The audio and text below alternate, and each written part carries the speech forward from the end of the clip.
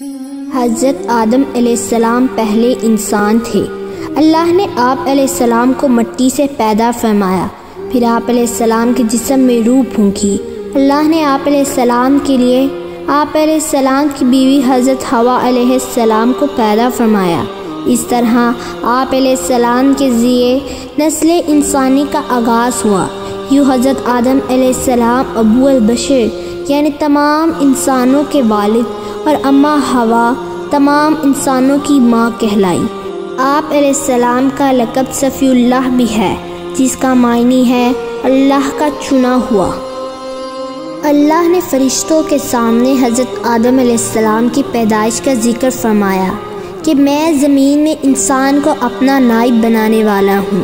فرشتوں نے عرض کیا، کیا آپ ایسی مخلوق بنائیں گے جو زمین میں فساد مچائے گی اور خون بہائے گی؟ فرشتوں نے یہ بات اس لیے کی تھی کیونکہ انسانوں سے پہلے جنات کو پیدا کیا گیا تھا، لیکن انہوں نے زمین میں خوب فساد مچایا تھا۔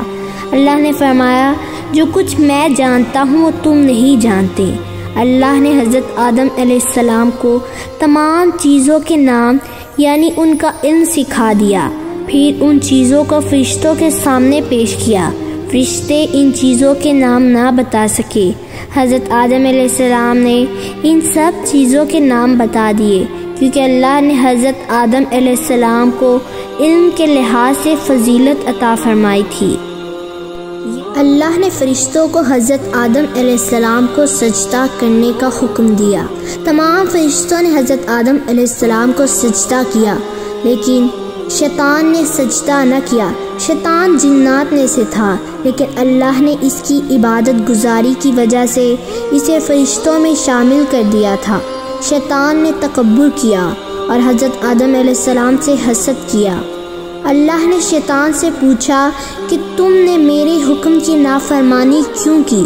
شیطان نے کہا، میں آدم سے بہتر ہوں، تو نے مجھے آگ سے پیدا کیا ہے اور آدم کو مٹی سے پیدا کیا ہے، اس لیے میں اسے سجدہ نہیں کروں گا۔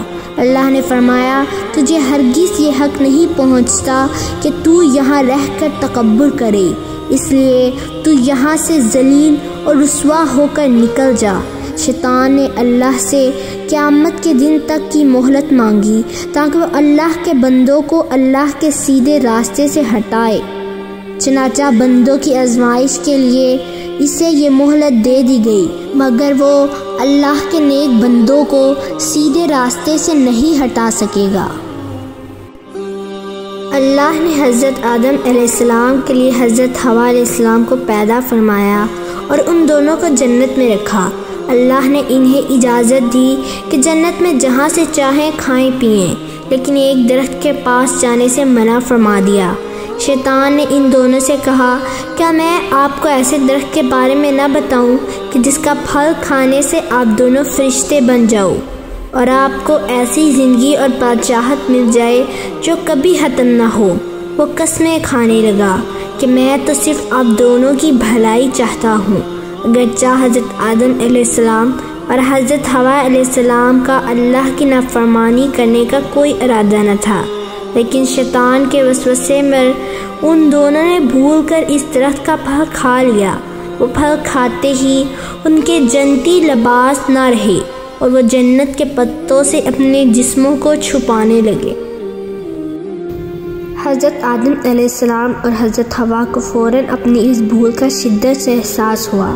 پھر دونوں نے اللہ سے معافی مانگی کہ اے ہمارے رب، ہم نے اپنی جانوں پر ظلم کیا، اگر آپ نے ہمیں معاف نہ فرمایا اور ہم پر رحم نہ فرمایا تو ہم نقصان اٹھانے والوں میں سے ہو جائیں گے۔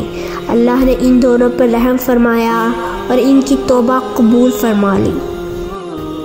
اللہ نے حضرت آدم علیہ السلام کو زمین پر اپنا نائب یعنی خلیفۃ اللہ ہونے کا اعزاز بخشا اور نبی بنایا۔ چنانچہ اللہ نے حضرت آدم علیہ السلام اور حوا کو زمین پر بھیج دیا، پھر ان دونوں کے ذریعے بہت سے انسان پیدا فرمائے جن کی ہدایت کے لیے نبوت اور رسالت کا سلسلہ جاری فرمایا گیا۔ اس طرح حضرت آدم علیہ السلام کو پہلے نبی اور حضرت محمد صلی اللہ علیہ وآلہ وسلم کو آخری نبی ہونے کا اعزاز حاصل ہوا۔ اللہ نے سارے انسانوں کو ہدایت فرمائی کہ شیطان تمہارا دشمن ہے، تم اس سے ہوشیار رہنا، وہ تمہیں بہکائے گا، تو میری پناہ اختیار کرنا اور میری بھیجی ہوئی ہدایت پر عمل کرنا۔ اس صورت میں تمہیں کوئی خوف اور غم نہ ہوگا۔ اللہ سیدھے راستے پر چلنے والوں کو اپنی رحمت سے جنت میں داخل فرمائے گا، لیکن جو لوگ شیطان کے بہکاوے میں آ کر اللہ کی ہدایت پر عمل نہیں کریں گے تو شیطان کے ساتھ وہ بھی جہنم میں ڈال دیے جائیں گے۔